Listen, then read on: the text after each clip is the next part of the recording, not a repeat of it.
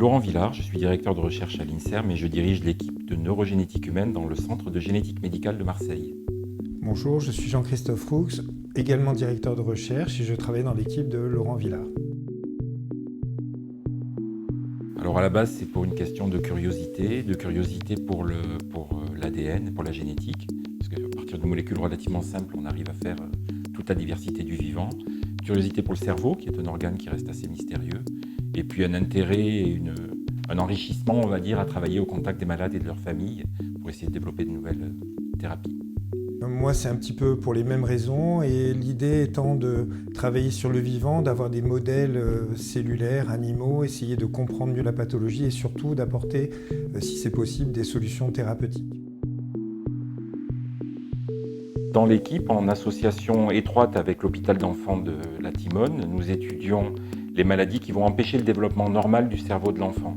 Donc ça inclut les épilepsies du nourrisson, certaines formes de déficience intellectuelle et également le syndrome de Rett. Alors moi en particulier, je travaille sur ce syndrome de Rett qui est une maladie rare, gravissime, qui touche essentiellement les filles, donc qui est d'origine génétique.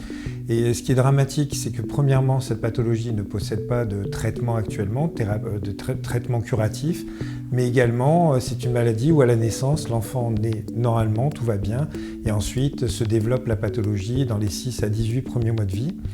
Et cette pathologie conduit à un polyhandicap sévère avec des troubles moteurs, des troubles respiratoires et une déficience intellectuelle assez sévère.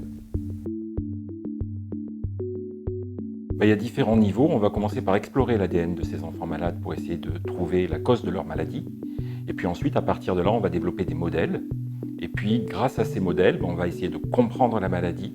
Puis l'objectif final, bien sûr, c'est d'essayer de développer de nouveaux traitements, puisque pour les maladies qu'on étudie, il n'y a malheureusement pas de traitement disponible à l'heure actuelle. Pour préciser donc ce qu'a dit Laurent, vraiment le travail fondamental de notre équipe, c'est comprendre mais traiter. Donc ça, c'est quelque chose le leitmotiv de l'équipe. On traite d'un point de vue pharmacologique et donc ça, on est soutenu depuis pas mal d'années par notamment l'Association française du syndrome de Rett. Et depuis pas mal d'années aussi, on est soutenu par l'AFM Téléthon pour développer la thérapie génique et permettre notamment de modifier les petits virus pour permettre d'avoir un gène médicament. Alors actuellement, par exemple, dans le cadre du syndrome de Rett, nous avons pu mettre en évidence des anomalies respiratoires, enfin l'origine des anomalies respiratoires, et nous avons pu trouver un traitement thérapeutique plus ou moins efficace qui nous a permis de passer en phase clinique, en phase 2A, et 36 filles ont été traitées et voilà, nous espérons continuer comme ça avec d'autres approches thérapeutiques. L'idée générale, c'est vraiment cette recherche translationnelle en fait, sur les maladies du cerveau qui, on l'espère, nous permettront de passer le plus rapidement possible, même si le temps de la recherche est assez long, vers des essais cliniques pour que ces patients puissent être traités.